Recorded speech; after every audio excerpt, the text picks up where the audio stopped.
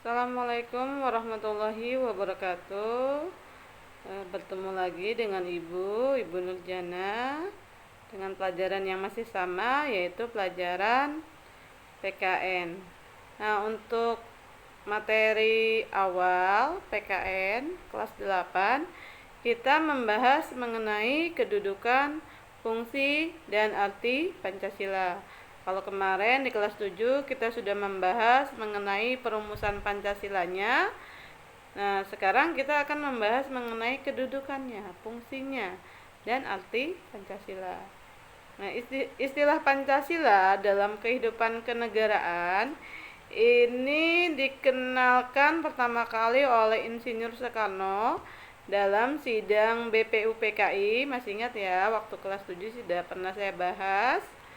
Ya, sidang BPUPKI tanggal 1 Juni. Nah, menurut Soekarno, Pancasila itu adalah isi jiwa bangsa Indonesia yang turun-menurun sekian abad lamanya.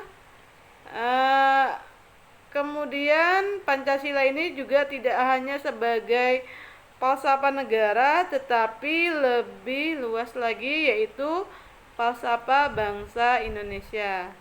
Nah, Muhammad Yamin menjelaskan bahwa Pancasila ini berasal dari kata panca yang artinya 5, kemudian sila yang artinya sendi, atas atau dasar atau peraturan tingkah laku yang penting dan baik.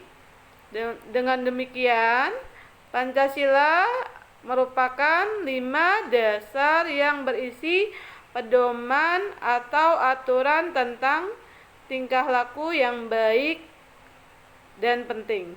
Nah, sejak tanggal 18 Agustus 1945, yaitu pengesahan Undang-Undang Dasar, ya. Ini Pancasila ditetapkan sebagai dasar negara sebagaimana tertuang dalam alinea keempat pembukaan Undang-Undang Dasar 1945. Kemudian secara umum, fungsi Pancasila dan peranan Pancasila menurut TAP MPR nomor 3/MPR/2000 tentang sumber hukum nasional dan tata urutan perundang-undangan, ini dinyatakan bahwa Pancasila berfungsi sebagai dasar negara. Nah, hal ini mengandung maksud bahwa Pancasila digunakan sebagai dasar untuk mengatur penyelenggaraan ketatanegaraan negara yang meliputi bidang ideologi, politik, ekonomi, sosial, budaya, dan pertahanan keamanan. Nah, fungsi dan peranan Pancasila sebelumnya kita kenal sebagai, yang pertama adalah Pancasila sebagai dasar negara. Pancasila sebagai dasar negara ini mempunyai arti Pancasila menjadi norma dasar atau kaidah negara yang fundamental. Hal tersebut dapat dilihat dalam pembukaan Undang-Undang Dasar Negara Indonesia tahun 1945 alinea keempat. Kemudian yang kedua, Pancasila sebagai pandangan hidup bangsa. Ini pandangan hidup mengandung makna bahwa segala aktivitas sehari-hari bangsa Indonesia harus sesuai dengan nilai-nilai terkandung dalam Pancasila. Jadi seperti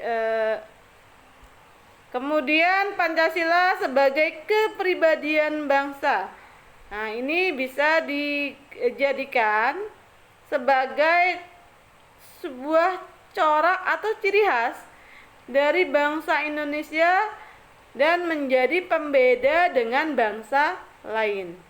Misalnya nih, di sila pertama bahwa Pancasila adalah ketuhanan yang Maha Esa. Berarti Indonesia itu adalah negara yang bertuhan. Kan ada tuh negara-negara yang menganut paham ateis atau tidak bertuhan. Atau misalnya yang membedakan lagi adalah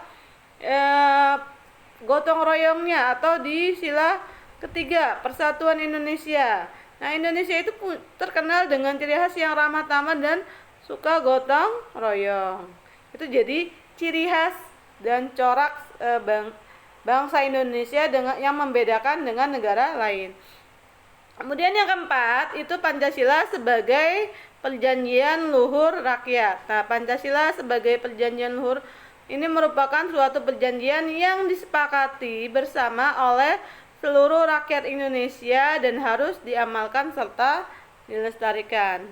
Yang kemudian kelima, Pancasila sebagai sumber dari segala sumber hukum.